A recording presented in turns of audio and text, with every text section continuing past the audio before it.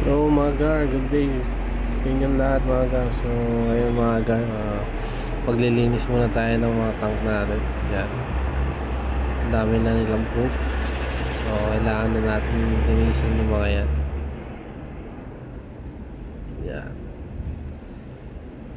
especially itong mga maliliit natin, kailangan natin malinis yan. So ito, tignan mo naman kung gaano kadumi. Yan. So mag-i-start na yan kung hindi mo pa tatanggalin yan mga gar. Yan, mag-start ng ammonia spike. So let's go mga gar, linisin na natin yan. So yun, pagtapos i-acclimate natin sila. Yan. Then after acclimate, after 30 minutes, release na natin mga gar. Yan. Then yung isa also.